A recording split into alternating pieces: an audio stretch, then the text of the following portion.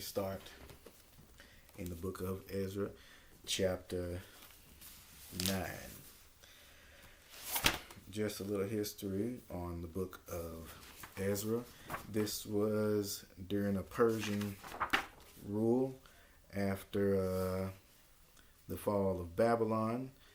And Ezra is a priest who was sent back to Israel,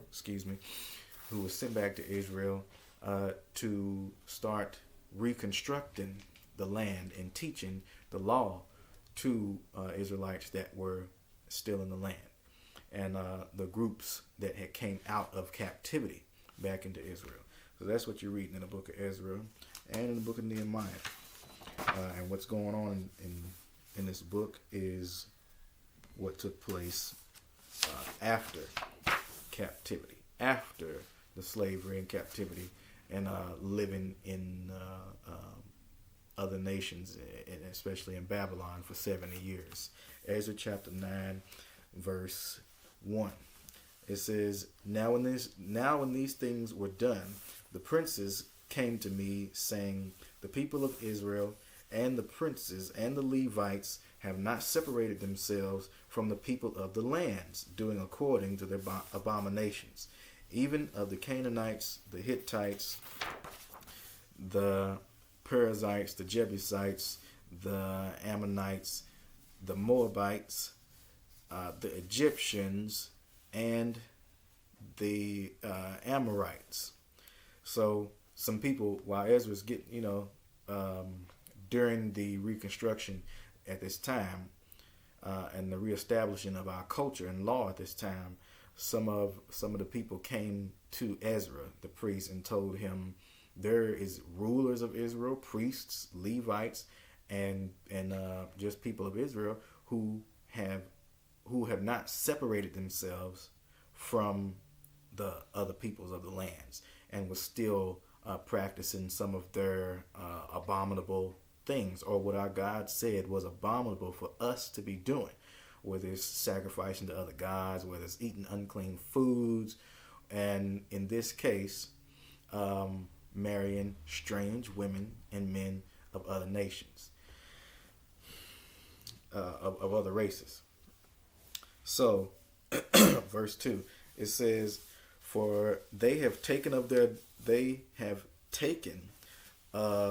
their daughters for themselves and for their sons, so that the holy seed have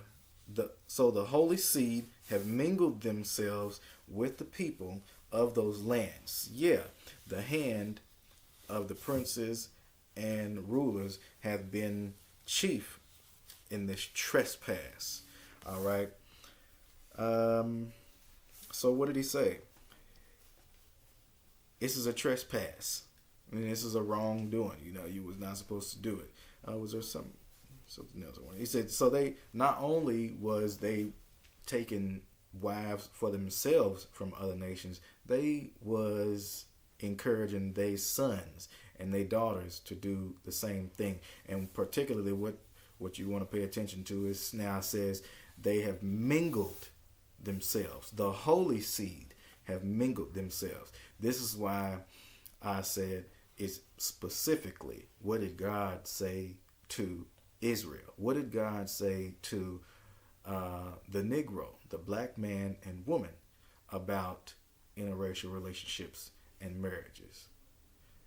We are the holy seed, and we was commanded not to mingle our holy seed with other races.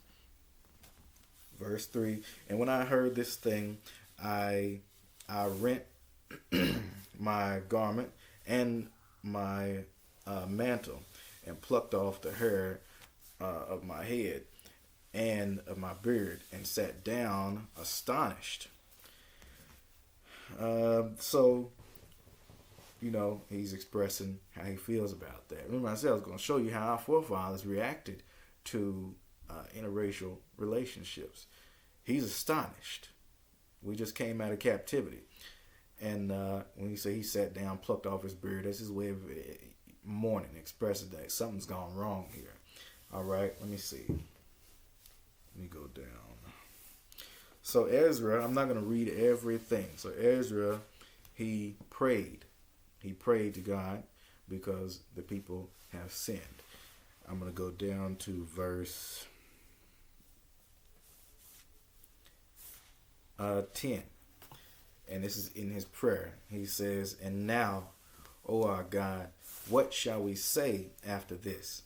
For we have forsaken thy commandments, which thou hast commanded by thy servants the prophets, saying, the land unto which you go to possess it is an unclean land with the filthiness of the people of the lands, with their abominations, which have filled it from one end to another with their uncleanness." Now, so Ezra is expressing in his prayer, like after you have saved us from captivity in Babylon and allowed us to go back home, to keep your law, to rebuild our nation up. Now we have still forsaken and are ignoring his commandments and did what he told them not to do. But when we first went into the land and Moses led the people into the land, he told them, do not mix yourselves with these other people. Do not marry them. Other people, our God, what you need to know is he separated us from all other nations on the planet and made us holy. We was not to practice the customs of the Egyptians or any other race of people. And that was a problem.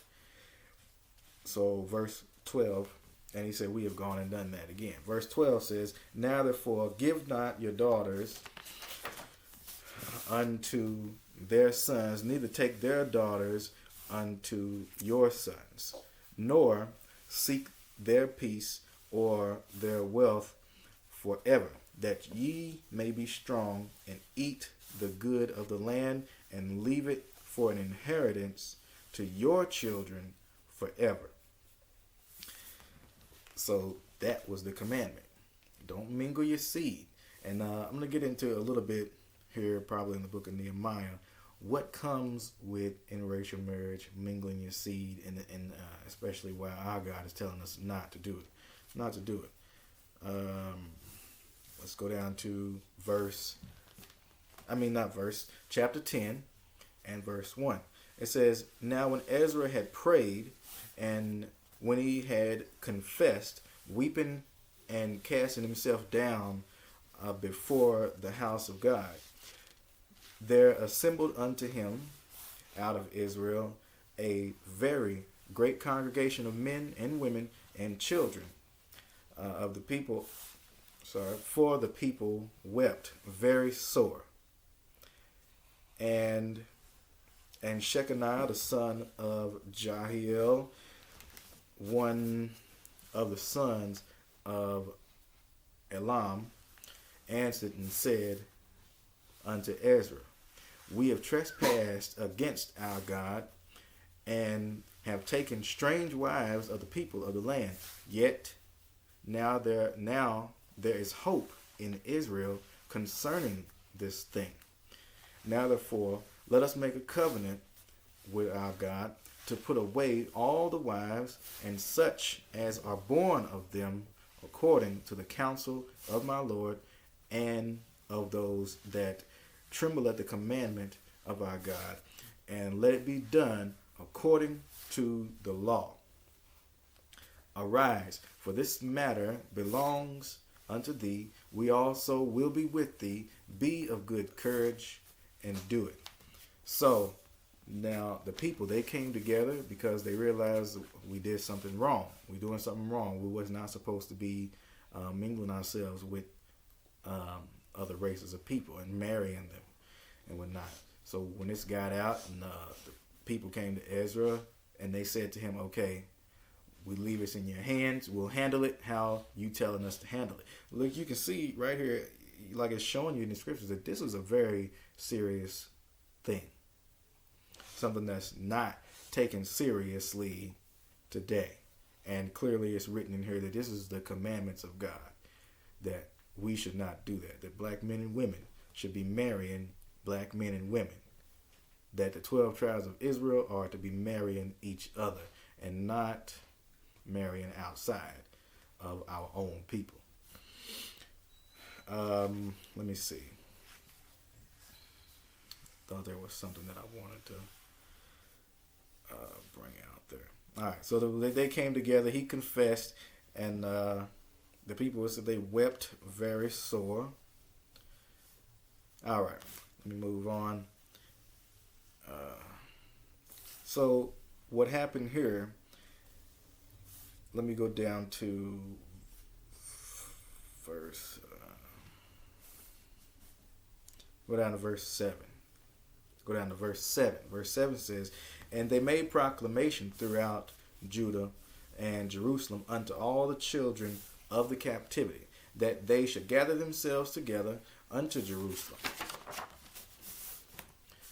and that whosoever would not come within 3 days, according to the counsel of the princes and the elders, all his substance should be forfeited, and himself separated from the congregation of those that have been carried away." Okay, and I remember what I was going to say earlier now, that they all decided we're going to put away the strange wives and all those that were born to them. So they was doing this for a while now. You know what I'm saying? Marrying wives and having children with them and giving their sons to the other people and their daughters to other people, and everybody's having kids. So this was a big thing that was going on, right? It wasn't a few people. You talking about whole families is being born here, all right, and people living their lives. So this is you can look at it like it was a national crisis. All right, imagine that. It's on that scale. So they told them now about, it said even all those that were born of them. Now the first thing you think is, they're gonna put away these kids. Those children didn't do anything, and you think about little kids. All right, but to put it in the right perspective for you, people was marrying wives of other nations and having kids, and they were also telling their children to do the same. So some of these people they all grown up. They done had kids and kids. They got grandkids now.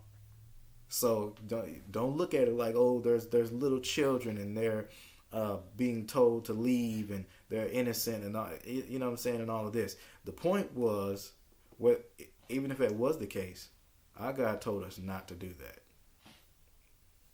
And now you got to say, well, who's right? Are we right? Or were they right for doing it? Or is our God right and he said not to do it? So they told them, they got everybody together, come together, so they could figure out what they were going to do about the matter. Let's see. So they got everybody together. I'm going to go down to verse 10, and I'm skipping a little bit. And Ezra the priest stood up and said unto them, Ye have transgressed and have taken strange wives to increase the trespass of Israel. To increase the trespass of Israel. I mean, we just got out of captivity. It would be like somebody just got out of jail and you go right back to doing what got you in there in the first place. It would be like if your kids do something and you put them on punishment, and then when you say the punishment's up, they go right back to doing what you just said not to do, or what they've already been punished for doing, which now means it's not going to be the same punishment. Now the punishment has to get worse, and that's the way our God works. So he gave us 70 years in Babylon. So while Ezra and other prophets and other people was worried about this, we just got out of captivity. 70 years in captivity. So now they looking like y'all finna get us a worse punishment. Y'all finna get us a worse punishment. And if you think about it, that was 70 years in Babylon. How long have we been in captivity and in slavery in the Americas? That go to show you we did not listen and kept on passing it down, kept passing it down. In this situation, the problem got solved, but like always, we went, generations later, we go back to it and keep doing it and doing it again. Okay, verse 11.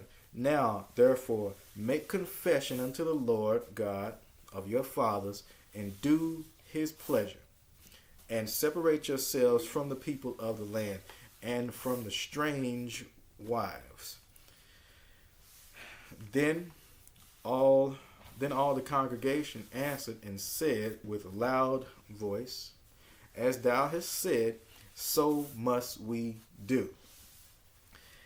And they did so. And when you read on here, and I'm not going to read the rest of this, but when you read on here, it tells you that it was such a great problem because it was a countrywide thing. Is so many people and whole families that they needed to separate and figure out what was going on with them and put the people away, whose kids is whose wives is whose, where, and get them all together or whatever, and put them away, that it actually took a couple of months to get everything done. And that's what the rest of this chapter here is talking about. So they all agreed that that's what they was going to do, right? So you see Ezra's reaction. He prayed about it. You can read in there, it said he sat down and fasted about it. They was mourning about it. Like, they wouldn't have no good reaction to this. It was not well, maybe it's not a big deal. Maybe, it's, who you love is who you love, and, it's your preference and all of that. It was a serious matter that put people in fear. It put Ezra, it put other rulers, it put people in fear of the judgment of God. A fear that we don't have today. Why? Because black men and women, the children of Israel, do not know our God today, which is why we think it's okay. Let me move on to Nehemiah. So Ezra prayed and fasted about it and put together a situation to solve the problem. Let's go see about Nehemiah. Nehemiah was around the same time, and he had a different position than Ezra. Ezra, he dealt with the teaching of the law and reordering the priests and the Levites in the temple and getting that in order. Nehemiah, he was in charge of rebuilding things, and more specifically, rebuilding the wall around Jerusalem. Our city had a great wall around it that was broken down, that was torn down by Babylon, the Babylonians. So now, during this same time period, let's go see what Nehemiah, what he did about it. This is the book of Nehemiah, chapter 13 and verse 23. And it says, In those days also saw I Jews that had married wives of Ashdod, of Ammon, and of Moab. And their children spake half in the speech of Ashdod, and could not speak in the Jews' language, but according to the language of each people. So, I said earlier how I was going to get into mingling the seed and why even the kids who was born to these women, whether they were small children or whether they were grown or teenagers or whatever, why they was to be put away too. This is why here. we mingled with these people and had kids with them, and it was saying that the kids could hardly even speak our language. I wonder why that is. Why would that happen? And so they would speak half in the language of the people that their mothers was, or the other nation that they was born by, and they could hardly speak our language. So then, here's something that you need to consider. If our God said, "Do not mingle the holy seed," right? What does that mean? It's not just making a mixed baby or making a mixed kid and don't want them to have a different textured hair or whatever it is. That's not what it's all about. It's way more than that. If you, we black men and women, the children of Israel, we had a law. We had our own God. We had our own culture. We had our own land. We had our own language. When we started mixing with other races of people in marriage and having kids with them, those women and those men of other nations, they had their own gods that they served. They had their own culture. They had their own languages. They had their own practices. They had their own feasts and traditions that they kept and things that they did. And if our God said, "Do not mingle the holy seed with them," it also means do not mix our holy ways with their ways, which was unholy. You understand? You get you a man or a woman of another race, and automatically your household is now split between two different identities, two different cultures. And the children is also going to be split. Let's say if even if it's just like if you have two different religions, you got a Jehovah's Witness marrying a Muslim, you're gonna have a problem. You're gonna have a problem. Both of them are gonna have to forsake their ways, or one of them is gonna get their way and the other one is not, and or the child is gonna, because you gotta think, if our ways, God said His law was holy, and their ways and their traditions is not, why would you mix with them? And now this woman or her family, or if it was a man, this man and his family, now they have the right to say, "Hey, no, we want, I want my son to also do this," or the grandparents, "We want our grandchild to also do this." And now they're doing things that our God commanded us not to do. You see what I'm saying? So therefore He said to us, do not do that. They have their ways and we have our ways. And we're supposed to bring our kids up in the ways that our God gave to us. And when you start mixing with other people, you can't do that. Let me see. I'm going to read the rest of this. Verse 25. And I contended with them and cursed them and smote certain of them and plucked off their hair and made them swear by God, saying, "Ye shall not give your daughters unto their sons, nor take their daughters unto your sons, or for yourselves." So Nehemiah, he handled it a little differently. Ezra, he was praying and fasting and then went and instructed the people and had them put away. Nehemiah, when he found out about it, he started going and smacking people around, snatching people's beards off and their hair off and cursing them. It said cursing them. It said, and I contended with them and cursed them. He's letting them know something evil is going to happen to you. You finna get us all messed up if you can't fix this, if you do not stop what you're doing. So, and smote them. I mean, he was hitting people. People was getting smacked up, was getting smacked around for that. Now, and made them swear. that they're not going to do this. That they're not going to do that anymore. Don't give your daughters to another race of people. Don't give your sons to another race of people. Do not mix your holy seed. Verse 26.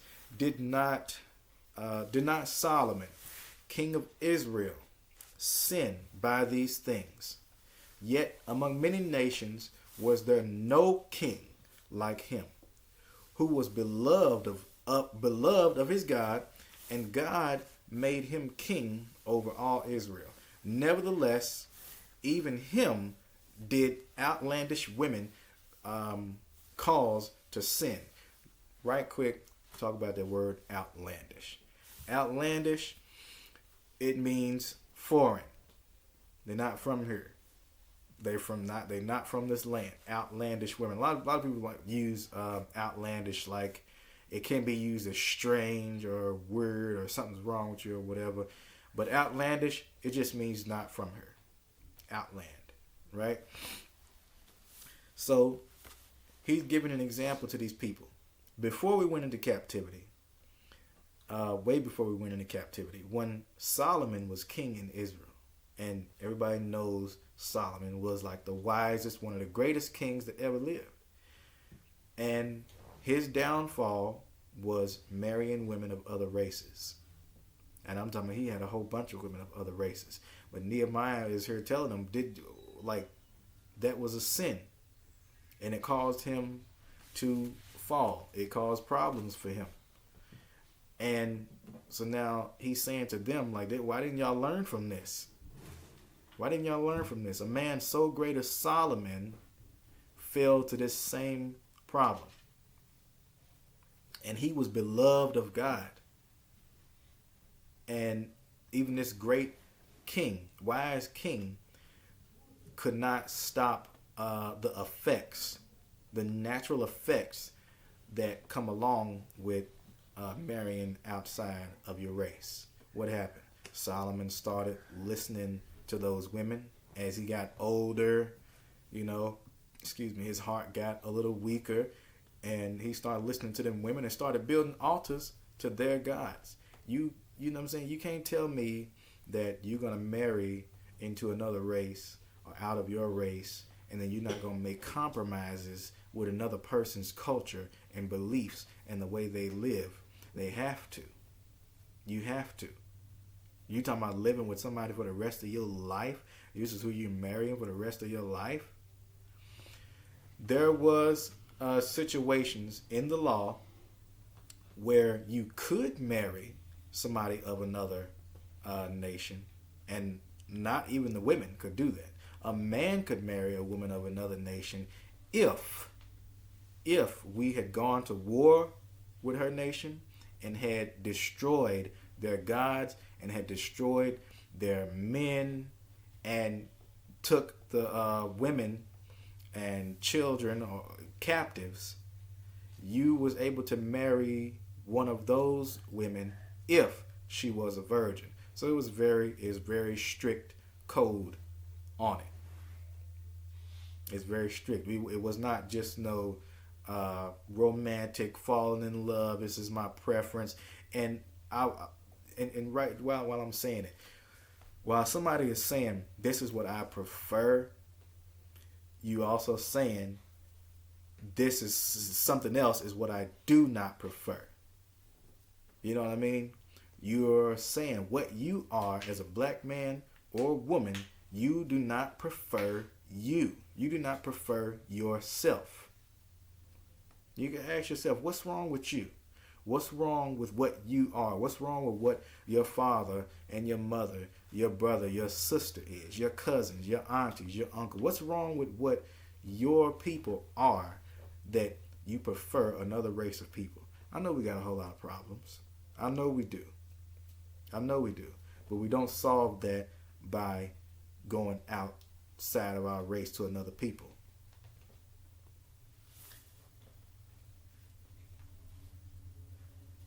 I'm gonna keep going. Go ahead, Chief.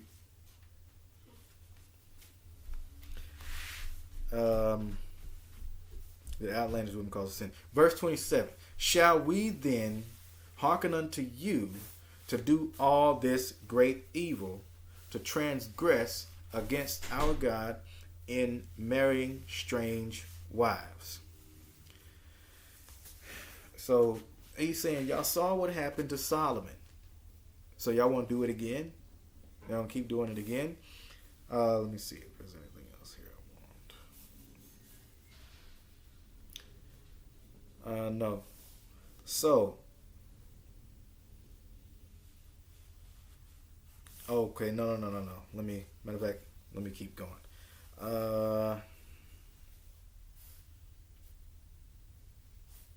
Verse 30 says, "Thus cleansed I them from all strangers, and appointed the wards of the priests and the Levites, every one in his business." All right. So they had to stop that. They had to get rid of that.